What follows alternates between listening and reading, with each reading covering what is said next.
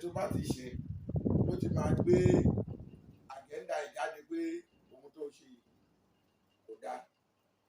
Ó yàtọ̀ sí ẹni tó fi tọ́ ẹni tó fẹ̀jẹ̀ sínú tó ń tutọ́ funfun jáde, ìyẹn kò dáa ní ọ̀rẹ́. Gbogbo bí ó ṣe wá bí mo ṣe ń pè á ti tó ẹ̀mẹ́wàá, bóyá mo pè fún yàn ni o, bóyá ó wá ṣeré fún mi ni o, kí ni mo ní tí mo fẹ́ fọ́ wọn ló máa sọ. Kì í ṣe pé iye báyìí ni òun fẹ́ gbà. Kí lẹ ní bàbá tẹ fẹ́ fọ́ wọn? Wọ́n ní yìnyín kẹ́ni ó lè ṣe mí. Ó jẹ́ èèyàn kan tí ó dáa. Ìgbà tọ́rọ̀ tóun ti Pasuma ọ̀rẹ́ ẹ̀ ń lọ, mi ò bá sọ̀rọ̀ pé ẹ̀ẹ̀mejì pé ẹ̀yin méjèèjì lẹ ti ń dàgbà yìí. Tí a bá ní ká wò, mi ò ń sọjọ́ orí mi, but 60 ni mo fẹ́ ṣe. Gbogbo wa la ti dàgbà.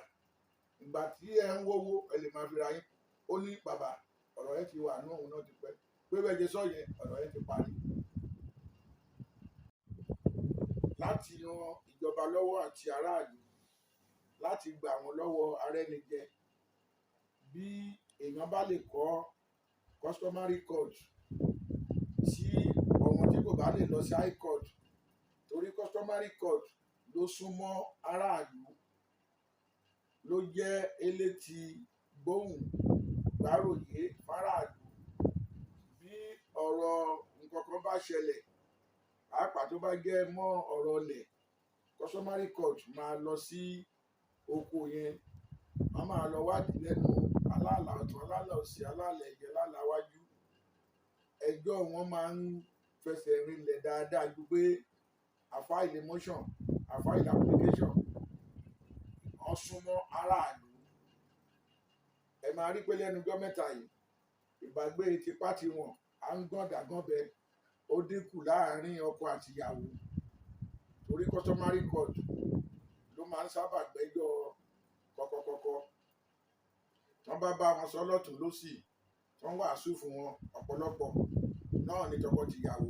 Wọ́n máa padà máa gbé ní ìrẹ́pọ̀ àtàlàfíà. Ṣùgbọ́n ìtọ́ bá sọ tí wọ́n rí pé àjọgbépọ̀ wọn ó lè fa ikú, a ní kóníkálùkù máa lọ ní àlàáfíà.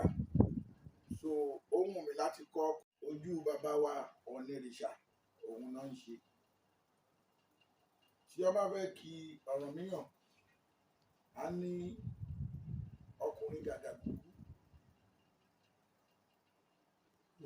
òfodófodó, òfòyàrá fòkànga, bàbàjà, agbára wọn ká. Bí ò bá dámọ lápá máa dámọ nítan. Ọ̀rànmíyàn á rí pé ọmọ Odùduwà ni, ó dẹ̀ kópa takuntakun. Láti ibẹ̀ ni bàbá wa Ọ̀nìrìṣà ti ní kán fi wá jẹ Báṣọ̀run Àgbàkilẹ̀ Yorùbá. Ipa tí oyè tí mo jẹ tí mo bá ìlọsíwájú Yorùbá ni wípé number 1, èdè tá ń sọ lẹ́nu gẹ́gẹ́ bí Yorùbá yìí, ọ̀pọ̀lọpọ̀ ni kò lè gbọ́ Yorùbá dáadáa níbi tí wọ́n bá ti ń sọ Yorùbá. Torí Yorùbá wá jẹun, màá rí ẹ lọ́la, tó bá tún di lọ́tùnla pàdé. Ó yàtọ̀ sí kùnúkùdù Yorùbá gangan. Tá bá wọnú Yorùbá gangan, ẹ̀yin tẹ́ dúró yìí náà, ẹ máa béèrè pé kí ni wọ́n ń pè bẹ́ẹ̀ ni. Number 2, gbogbo wa láti wà lábẹ́ àmbrọ́là àwọn ìjọba. Gẹ́gẹ́ bí Minister of Defence fáwọn ọba ilẹ̀ Yorùbá, pàápàá bàbá wa Ọ̀nìrìṣà. Àwọn nǹkan tí mo gbà lérò tàdé ti bẹ̀rẹ̀, tó jẹ́ pé láìpẹ́ ó máa fojú hàn síta. Àwọn mẹ̀kúnnù tí àwọn agbẹnusọ ń fọwọ́ lágbá lójú, gbogbo wọn kọ́ ló ní àǹfààní láti gba lọ́yà tàbí láti gbé. Tí sáànì bá dé kóòtù, kò sí lọ́yà kéékèèké kan tó gbọ́dọ̀ jókòó tì. Wọ́n gbọ́dọ̀ fún ní gáàpù ni. Sáànì la sọ yẹn o, ìwé ló kà débẹ̀ o. Kámbò torí tó jẹ́ traditional ilẹ̀ Yorùbá. èèwọ̀ tó wà nídìí pé kí kò sí èèwọ̀ kan bàbàrà nídìí ẹ̀ pé kí bàbá wa Onírìṣà má bọ̀yàn lọ́wọ́ tàbí má ṣe kínní, ṣùgbọ́n bí ọba ṣe ní ọ̀rẹ́ tó pọ̀ bẹ́ẹ̀ náà ni ọba ní ọ̀tá tó pọ̀.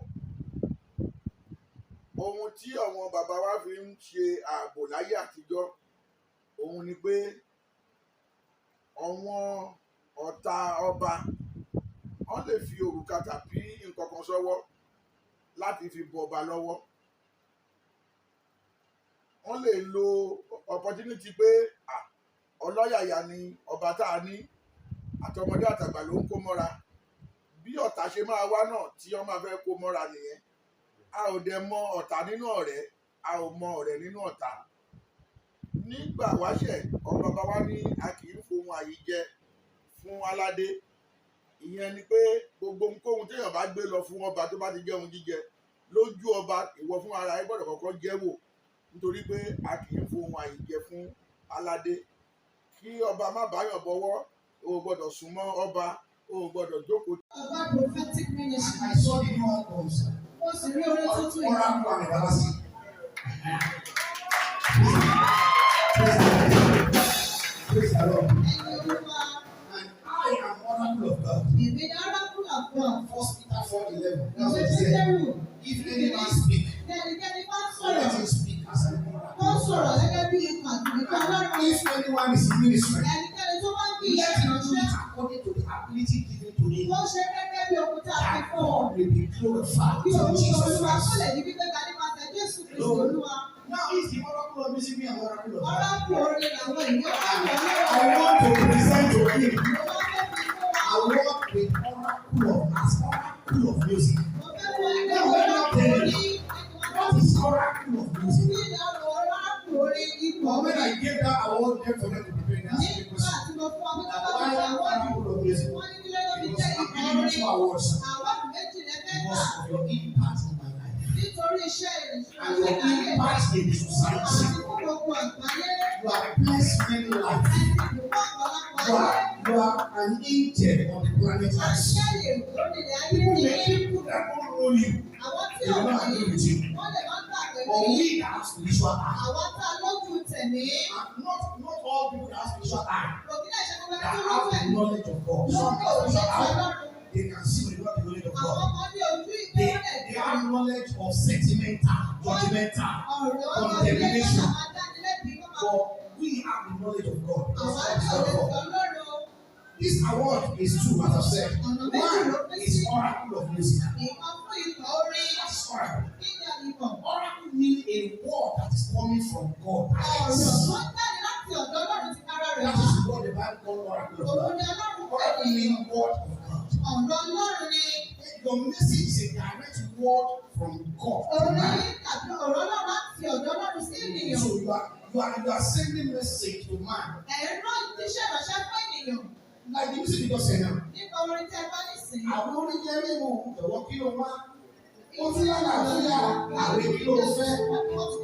Oyè wa ń tí o sọ ìparí wa. Wá lẹ́yìn ìkọ́jú ẹ̀ lọ́kùnrin àti ìgbìmọ̀. Look at that music. It's a message. So you will stop comparing yourself. You are a messenger to the world.